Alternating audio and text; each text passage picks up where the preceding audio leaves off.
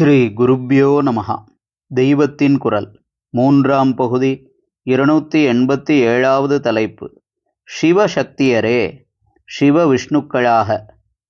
இவ்வாறு பதம் பிரிப்பதில் எழுத்துக்களை வேறு தினுசாக சேர்ப்பதிலேயே அர்த்தம் மாறுவதாக ஒன்று காளிதாசன் ஸ்லோகத்தில் சொல்வதுண்டு. பிரசித்தி பெற்ற வாகர்த்தாவிவ ஸ்லோகத்திலேயே இரண்டாவது அடியில் வேறு விதமாக சந்தி விரித்து புது அர்த்தம் சொல்லப்படுகிறது.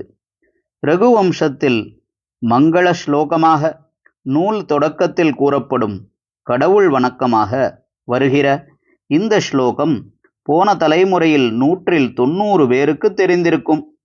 வாகர்த்தாவிவ சம்பிருக்தௌ வாகர்த்த பிரதிபத்தையே ஜெகத பிதரௌ வந்தே பார்வதி பரமேஸ்வரௌ.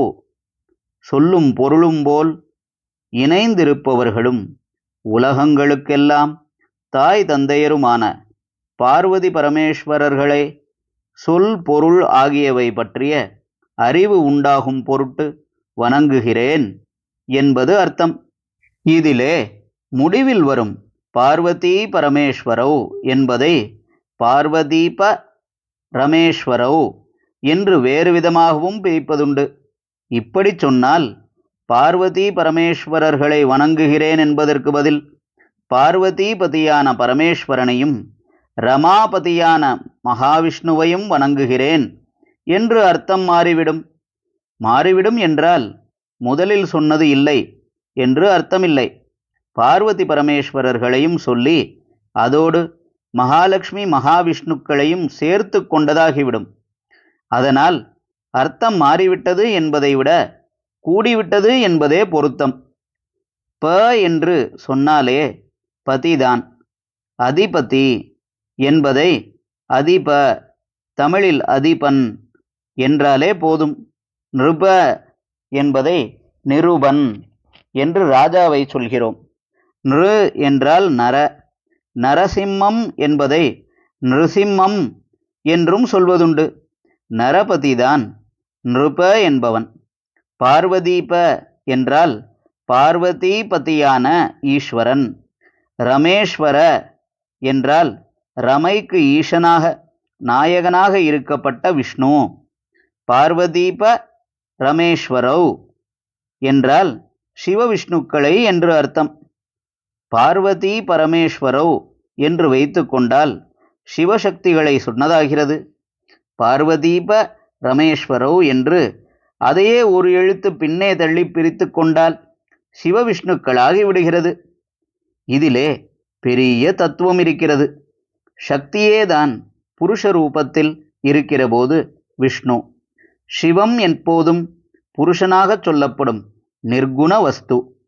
லோக விவகாரத்துக்காக அவர் சகுணமான சக்தியோடு சேர்ந்திருக்கும் போது சக்தி ஸ்திரீ ரூபத்தில் அம்பாளாக இருந்தால் அவளை இடது பாதியில் வைத்து கொண்டு அர்த்தநாரீஸ்வரராக இருப்பார். அந்த சகுன சக்தியே புருஷ ரூபத்தில் விஷ்ணுவாயிருந்தாலும் அவரை அதே இடது பாதியாக வைத்து கொண்டு சங்கர நாராயணராக இருப்பார். விஷ்ணு அம்பாள் ஸ்தானத்தில் ஈஸ்வரனுக்கு பத்னியாக இருப்பவர். அரியலால் தேவி இல்லை ஐயன் ஐயாரனார்க்கே என்று அப்பர் சுவாமிகள் சொல்கிறார். ஆகையால் உலகத்தின் தாய் தந்தையான சிவ விஷ்ணுக்களை என்று அர்த்தம் செய்து கொண்டால் அதில் தப்பே இல்லை. இவர்களை தாய் தந்தையாக கொண்டு பிறந்தவர்தான் சாஸ்தா. இதிலே இன்னொரு விசேஷம். மகாவிஷ்ணு என்ன இருந்தாலும் புருஷ ரூபத்தில் இருப்பதால் மகாலட்சுமியோடு சேர்த்து நினைத்தாலே மனசுக்கு நிறைவு. ராமானுஜ மதத்துக்கு ஸ்ரீ வைஷ்ணவம் என்று தாயாரான ஸ்ரீயை முதலிலும் அப்புறம் விஷ்ணுவையும் சொல்லியே பெயர் வைத்திருக்கிறது. ஈஸ்வரனையும் அம்பாளோடு சேர்த்து சாம்பமூர்த்தியாக நினைத்தால்தான் நிறைவு ஏற்படுகிறது. பார்வதீப ரமேஸ்வரோ என்கிற போது பார்வதி ரமா இருவரும் வந்துவிடுகிறார்கள்.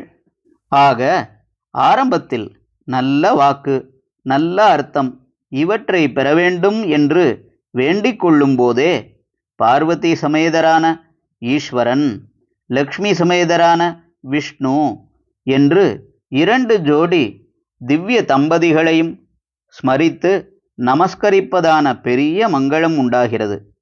ஒரு எழுத்து கூட மாறாமல் பதச்சேர்க்கையில் மட்டும் ஒரு எழுத்தை இடம் தள்ளியதால் அர்த்தத்தில் இவ்வளவு பெரிய மாறுதல் அல்லது கூடுதல், அதாவது லாபம், பெரிய லாபம், சைவம் வைஷ்ணவம் என்று பேதமில்லாமல் அவை இரண்டையும் சொல்லையும் பொருளையும் போல பிரிக்க முடியாமல் சேர்த்து விடுவது. ஹரஹர சங்கர, ஜெய ஜெய சங்கர, தெய்வத்தின் குரல் மேலும் ஒலிக்கும்.